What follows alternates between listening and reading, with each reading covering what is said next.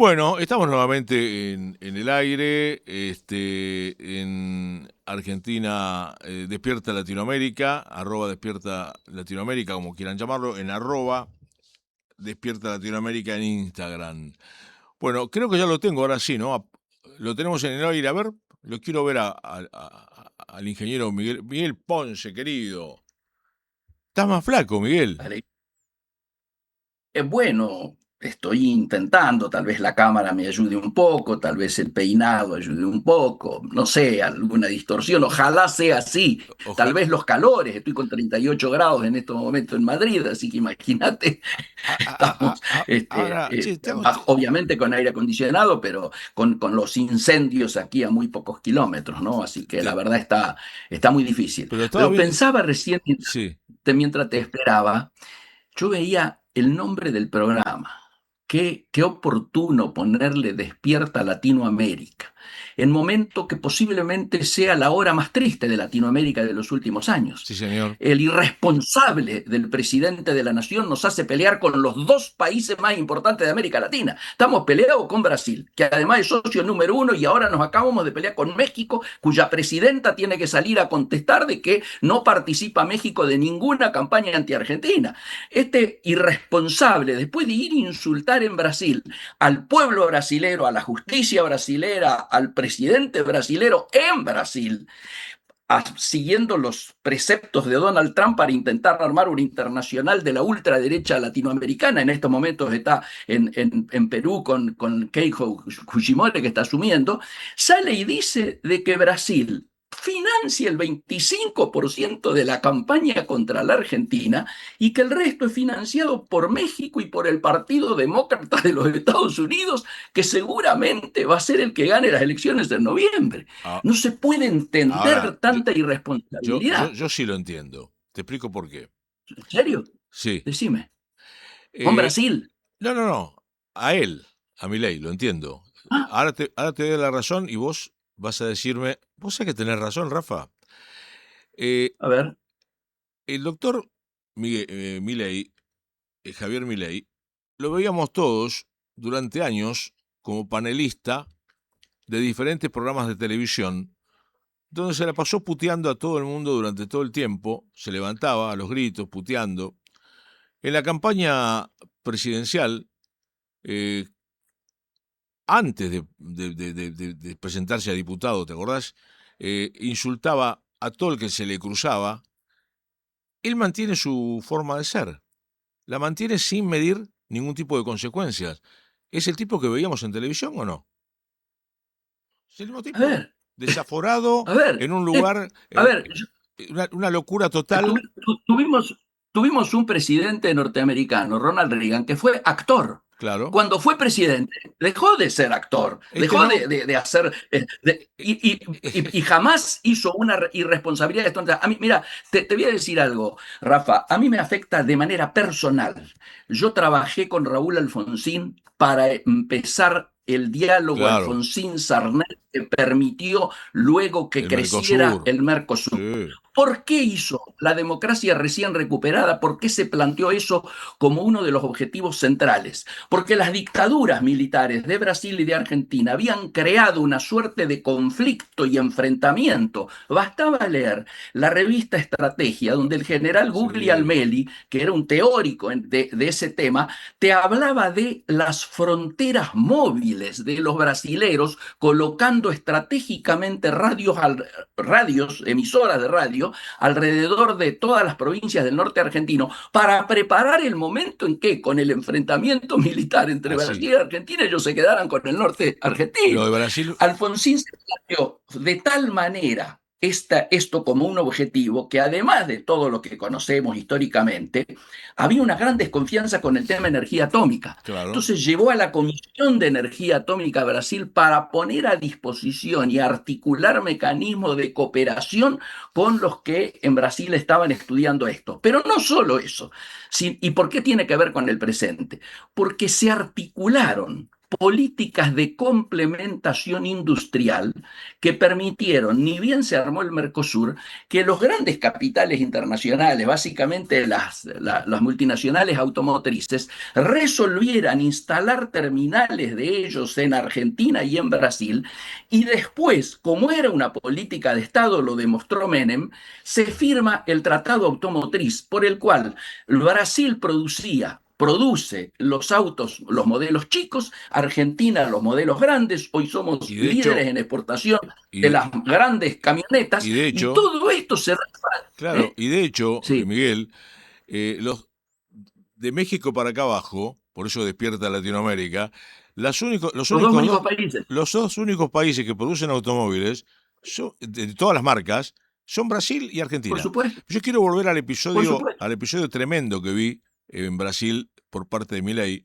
Nunca imaginé que iba a llegar tan lejos. Una cosa es una puteada, no sé, en un discurso de trinchera, pero decirle al presidente ladrón, al presidente de Brasil en el Brasil, yo en un momento, Basura socialista. pero yo en un momento pensé que lo iban a detener, porque digo, ¿pueden detenerlo, presidente, por decir eso? No era una visita oficial, por lo tanto tal vez podrían haber eh, aludido que estaba atacando a las instituciones de manera privada. No se hace eso. De Pero hecho, una locura lo Brasil que está... dijo. Una barbaridad. Podía haberlo criticado de otra Pero además, manera. pongámoslo, vuelvo al nombre del programa tan simbólico y tan emblemático. Nosotros tenemos que darnos cuenta de la importancia que económicamente tiene la reputación. Cuando vos perdés la reputación internacional, no la recuperás de un día para el otro.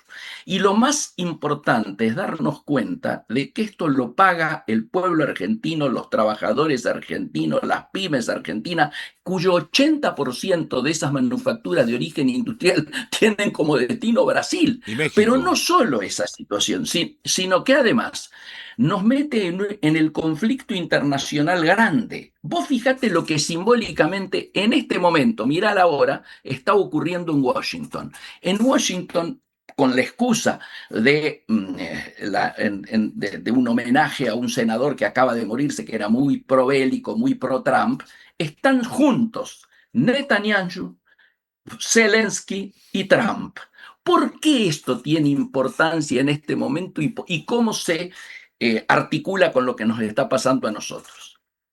En estos momentos hay quienes dicen estamos camino a un nuevo tipo de guerra mundial Mm. en tres partes. La primera parte son procesos y enfrentamientos focalizados y de baja intensidad. Léase Ucrania-Rusia primero y luego lo del Golfo, ¿no es cierto? Estados Unidos, Israel contra Irán, o con Irán, enfrentándose con Irán. En Hormuz. De eso pasó a una etapa de enfrentamientos también focalizados, pero de alta intensidad, que fue lo que vivimos hasta el viernes pasado, con 13 noches seguidas de bombardeos fuertes de parte de Estados Unidos, que se calmaron el día sábado, se pararon el día sábado, y ahora, ayer, drones de Ucrania atacan Sí, lo barcos vi. comerciales de Irán. ¿Con qué excusa? Diciendo, bueno, Irán, todos sabemos, provee, junto con Corea del Norte, provee de armamento a Rusia que nos está enfrentando a nosotros. Entonces Ucrania comienza a atacar a los proveedores de su rival. Esto sería la entrada en el tercer capítulo, camino a esa guerra Bueno, mundial, que es una guerra, una unificación de conflictos, ya no conflictos aislados, eh, eh, sino la unificación y los actores teniendo que poner la cara directamente, eh, China y Estados Unidos. esto sí, Vos fíjate, sí, reacciona China cuando ocurre esto de Milei en Brasil. Le da la solidaridad inmediata al presidente Lula, con claro. lo cual nosotros parecemos metidos en el conflicto entre Trump y Xi Jinping de Quiero, manera gratuita. quiero interrumpirte por el hilo de lo que estás contando. Esto que estás contando vos de atacar a los proveedores, lo hacían los submarinos alemanes en la Segunda Guerra, que Obvio. no dejaban pasar un solo barco carguero con cereales, con comida. Es algo parecido a lo que hacía en su momento. Perdón, una de las características inteligentes de las guerras, lo que han salido de toda la teoría de las guerras, es que no solo te podés tener como objetivo atacar tropas enemigas y hasta llegar al enfrentamiento en terreno, sino que también es de mucha importancia destruir las bases antiaéreas, las defensas que tenés o los canales de abastecimiento. Es el ABC Ahora hay un de tema la guerra, esto que vos hay un tema planteás. interesante que siempre hablamos con Miguel Ángel Toma, que también tiene la amabilidad de salir todas las semanas conmigo, como lo haces vos también de hace tantos años. Eh, yo le decía el otro día, ahora mueren muchos menos soldados que antes, porque es una guerra de drones, pero sí mueren muchos más civiles. Pero, perdón, ¿por qué te pensás que después de cómo lo trató Trump a Zelensky en la primera ¿Te acordás? entrevista en Washington, No tenés las después de cartas, le los dijo, acuerdos, no tenés las sea, cartas. después de los acuerdos y las charlas que había con Putin, donde todos decían que Trump se había puesto de acuerdo con Putin, ahora lo llama y lo convoca. ¿Por qué? Porque está demostrando una capacidad de elaboración de drones y de adaptación a a las nuevas tecnologías de la guerra que no la tiene el resto de Europa. Hoy en día, Ucrania posiblemente sea quien más rápidamente se adaptó a esta nueva metodología donde que te amenaza no solo lugares especiales y estratégicos para ser atacados por esos mismos drones, sino que además te impide que hasta los grandes portaaviones se acerquen a tierra por el peligro de esos Te meto, drones. Entonces vos te fíjate meto la otro importancia bocado, que tiene. te meto otro bocado que tiene que ver con la Primera Guerra y la Segunda Guerra. Los rusos Ujú. tuvieron dos guerras donde participaron y siempre Sí, utilizaron el claro. tiempo para que el enemigo se doblegue. En este caso el frío, Avanza. la nieve, es decir, Sí, claro. Hitler y en la Primera Guerra pasó lo mismo, trataron de invadir y llegar a San Petersburgo en verano. Y dijeron, bueno, en 2 meses llegamos. No pudieron llegar y siempre Rusia juega con el tiempo del otro. Esa es una de las preguntas que te dejo. Y la segunda es Irán, un país que parece pobre, con un pueblo empobrecido, destruido a bombazos de todo tipo, de varias guerras encima que tiene durante los últimos 20 años. ¿Cómo puede, además, venderle a Rusia y fabricar drones en Bolivia y estar en tantos lugares al mismo tiempo cuando es un país que está supuestamente rodeado, que el arma que tiene es el estrecho de Hormuz, pero otra arma pareciera que no tuviera? ¿Cuál es tu visión geopolítica de esto? No, yo creo que acá hay una lectura de la historia muy pobre y mediocre. Estás hablando de los persas, una civilización de seis Claro, mil años claro. que jamás ha tenido una situación de esta naturaleza y que la gente está dispuesto a hacer valer esa historia. Acá el Netanyahu lo engañó a Trump, digámoslo con todas las letras. Trump está jugando el papel que Israel quería que Estados Unidos jugara desde hace tanto tiempo, que es que finalmente atacaran ellos. Para Israel y para Irán, estos no son conflictos cualquiera, son conflictos existenciales.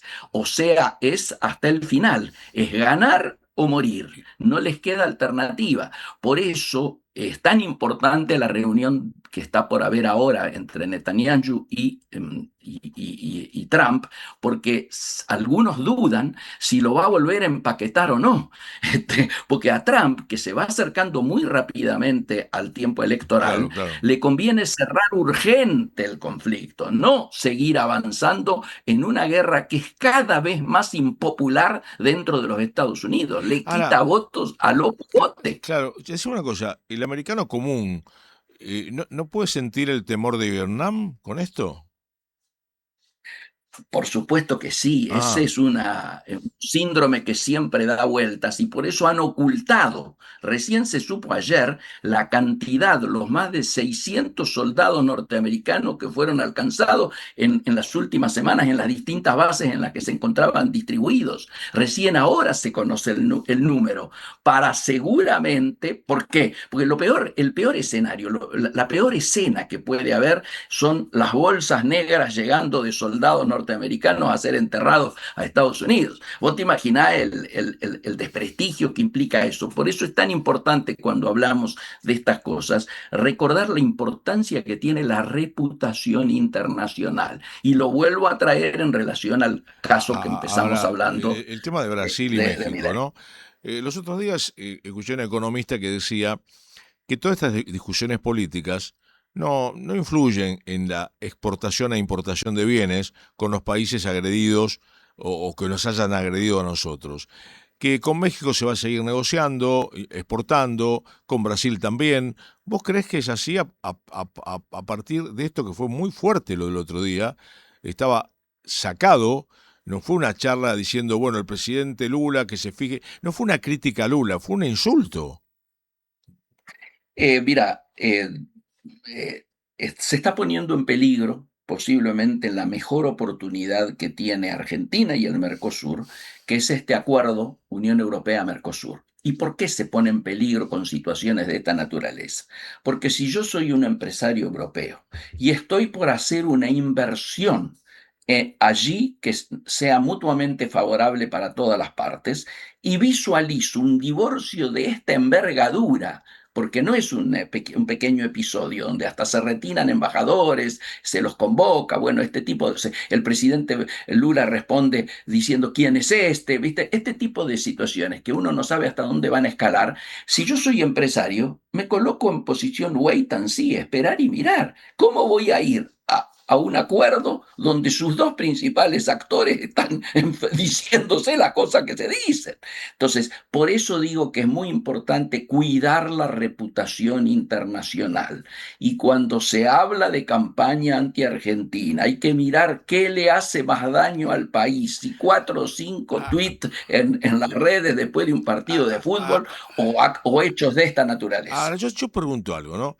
¿Hay necesidad de ir a Brasil a apoyar al hijo de Bolsonaro?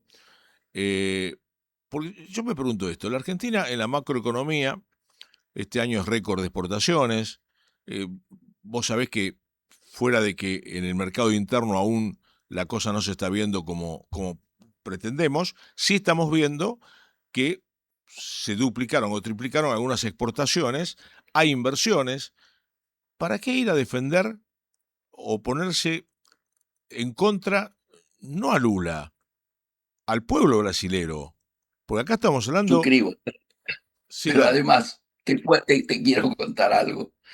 Hablé hace un rato con un empresario de Brasil y me contaba que la gente de Bolsonaro está muy preocupada porque cayó muy mal Se le fue la este mano, tema, claro. le hace perder votos. To- Hoy en día los que están festejando son los amigos del PT que están a punto de invitarlo a Milei que vuelva de nuevo a Brasil. y ningún otro presidente lo va a Eso lo dicen invitar. irónicamente. Vos sabés que Claro, tenés razón. Yo cuando vi dos veces o tres la filmación, cuando grita y se pone como loco, digo, esto es en contra Yo no sé si el hijo de Bolsonaro lloraba de miedo o lloraba de emoción, pero yo te digo, otro presidente de derecha, candidato, no lo llama a Milei para la próxima. es más, el establishment brasilero ya está pensando si no convendría rápidamente que cayeran las encuestas para que subieran otros candidatos de Vos sabés que derecha con más muy buena posibilidades de observación. enfrentar a Lula. No, no, la observación tuya es muy No, no, pero te buena. lo dicen ellos. No es una observación mía, estoy dando datos, más que nada. Son datos de Te ellos, lo está contando a los vos, que tienen ahí, te lo está contando a vos, a vos te lo están contando empresarios brasileros que sienten empresarios brasileños. que, que fue, a ver, fue todo lo contrario a lo que Bolsonaro hijo quería. Han buscado, Claro, porque absolutamente, realmente exactamente. en Todo lo en contrario. vez de hablar de Bolsonaro, el presidente Milei se le pasó hablando de Lula. Absolutamente, absolutamente. Pero además, vuelvo a insistir, aparecen a lo mejor sin, no peyorativamente, pero aparece como una marioneta del presidente Trump en un juego que no le hace bien a la Argentina. Nosotros tenemos que tener prudencia en el manejo de las relaciones, lo hemos hablado contigo más de una vez. Tenemos que desideologizar nuestros vínculos diplomáticos para no perjudicar nuestros vínculos comerciales y económicos. Por suerte, y acá vamos de aquí para adelante, yo estoy muy confiado fundamentalmente en algunos argentinos que están en la Cancillería, que tienen mucha experiencia en el vínculo con Brasil, y muchos brasileros de Itamaraty que también tienen mucha experiencia en el trato con Argentina. En Sao Paulo se encuentra ni más ni menos que Luis María Kreckler como cónsul, que fue embajador Sí. argentino allí, no recuerdo de quién, si fue de Alberto, de Macri, creo que de Macri, pero que es un hombre de 40 años de carrera, quiero decirte. Ellos seguramente van a ver la forma en que las efectividades conducentes y los intereses de importadores y De exportadores bajar un poco. argentinos y brasileros bajan la presión y bueno, y esto queda simplemente como un recuerdo triste y ridículo, ¿no es cierto?, de una primera figura eh, institucional de Argentina, porque además, vos fijate, se da todo esto cuando Brasil ni siquiera fue rival nuestro en el Mundial, no llegó a serlo, cierto. era un Imagínate, momento ¿no? propicio para... Claro, era un momento propicio, no era como aquel momento en el cual nosotros copábamos Brasil al grito de Brasil, decime que se siente tener en casa a tu papá. Ese tipo, ahí se hubiese acrecentado tal vez la puja nacionalista o patrioteril, pero acá estaba todo ok, todo tranquilo, todos sabemos que nunca se llevaron bien, pero no era necesario esta Ahora, expresión casi enferma, ¿no es cierto?, que tanto nos está afectando. Miguel, yo te pregunto esto, eh, hay gobiernos de izquierda o socialistas que han fracasado, hay otros que le ha ido muy bien, el primer mandato de Lula fue muy bueno, me acuerdo, el primer mandato de... Tabaré Vázquez, Mujica en Mira, yo te voy a Uruguay, nombrar a alguien, el primer mandato de Evo Morales fue muy bueno, claro. porque se puso arriba del oleoducto y dijo el gas vale tanto, es decir, fue un presidente, te diría, bastante nacionalista en ese aspecto. Eh, También hubo presidentes de derecha que fueron buenos o malos, Bachelet. Piñera. mm, Pero fíjate que mm. Chile, que no está en el Mercosur, mantiene la izquierda y la derecha, eh, y hay cosas que no se tocan. En Perú hay cinco presidentes Uruguay de... también, Perú tiene cinco pero presidentes presos y no se toca la claro, economía. pero por supuesto, y en Brasil, aunque esté Lula, o antes hubiera estado cuando estuvo precisamente Bolsonaro, ciertas pautas son políticas de Estado. En eso la importancia que tienen las cancillerías es clave. Itamaraty siempre vota igual, esté quien esté de presidente. Las pautas básicas del desarrollo industrial de Brasil no las Lo- toca nadie. los 10, Al contrario, la competencia es por ver quién lo hace mejor, Miguel, los 10 quién lo puntos, hace más profesionalmente. los 10 Sí, puntos que se firmaron en Tucumán hace ya un tiempo tienen que ver con esto, ¿no? Que hay cosas que no se van a tocar. deberían tener que ver con esto, pero vos viste cómo son estas cuestiones en la Argentina. Nos ha costado mucho tener políticas de Estado. Y hay Los bandazos de algo que me al otro, asusta. que esto es lo que Mira, frenan las intervenciones, esto es lo que frena también claro, las inversiones, mira, obviamente. algo que me asusta, vos dijiste algo muy interesante que quiero ponerle algo adentro de todo esto. A mí me está asustando mucho la derecha como la izquierda, cuando son Extremas. reaccionarias. Fíjate vos que cuando pierde Donald Trump la elección, que quisieron tomar el Capitolio, bueno, pasó lo mismo con Bolsonaro. Quisieron Absolutamente, tomar la casa de... absolutamente. eh, a mí me llama mucho la Sí, atención y me da nada, mucho miedo que quieran tomar el poder por la fuerza y parece que son como los comunistas. A ver, no hay diferencia. por eso es que a las democracias hay que cuidarla, y hay que cuidarla en sus formas y en el fondo. Por eso este tipo de manifestaciones como las que hemos visto no ayudan a la consolidación de un sistema democrático. Dan la sensación de que nuestro pueblo puede llegar a votar cualquier cosa y francamente eso tampoco ayuda a la reputación. Si no se cuida la reputación, recuperarla cuesta muchísimo y esto se paga en contante y sonante. Cuando muchas veces decimos nosotros, los números de la macro van en una determinada dirección, ¿cómo puede ser que si hemos derrotado el tema inflacionario, como dice el gobierno, ¿no es cierto?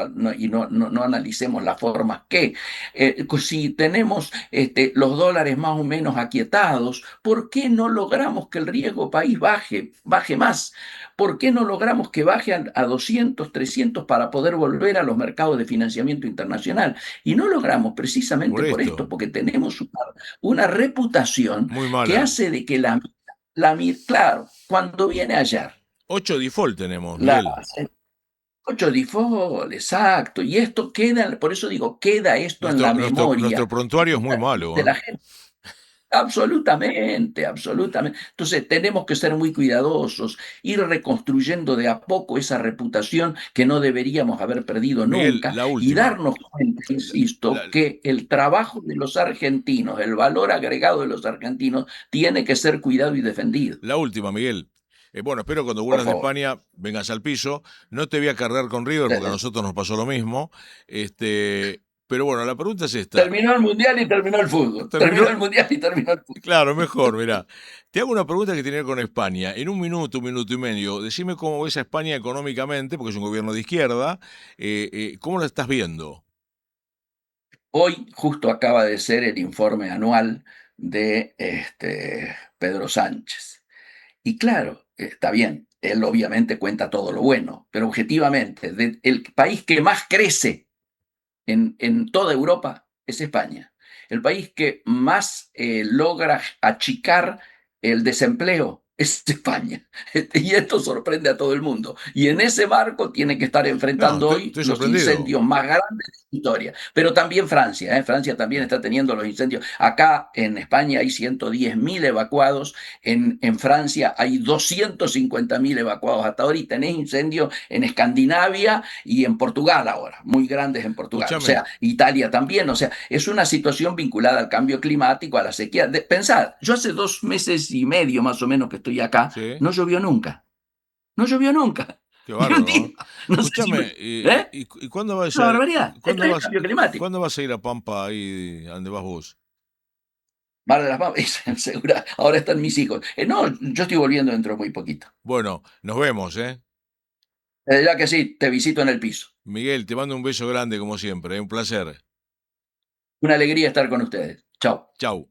Miguel Ponce, ingeniero, fue uno de los que trabajó en la formación del Mercosur y también en la firma del convenio con el Mercado Común Europeo. En instantes va a estar con nosotros Juan Ignacio Durán, que fue detenido, estuvo varios años preso, justamente en la cárcel de Bower, en la ciudad de Córdoba. Vamos a la tanda y en instantes estamos hablando con él en vivo, aquí en Despierta Latinoamérica. Ahora, lo que te quiero traer, quizá puede ser incómodo, pero no es el mercado, no es la crisis, no es la gente. Es importante que entiendas que es una voz, que es tu voz interna o las voces que habitan en las personas de tu entorno y que muchas veces te enganchás. Por eso cuando los escuches, escuchá la cultura que habla y opina a través de ellos. Esa conversación interna que dice para después o esto no es para mí. Por eso esa voz que termina diseñando nuestras conversaciones es muy importante que la identifiques, y fíjese que están varios coaches de España y de Argentina interviniendo en Zoom. Las conversaciones tuyas son las que terminan diseñando tu vida. Entonces, si vos no sos capaz de observar la voz, diseñar tus conversaciones internas con vos mismo, con los demás, con el misterio de la vida, ¿cómo haces para diseñar futuro?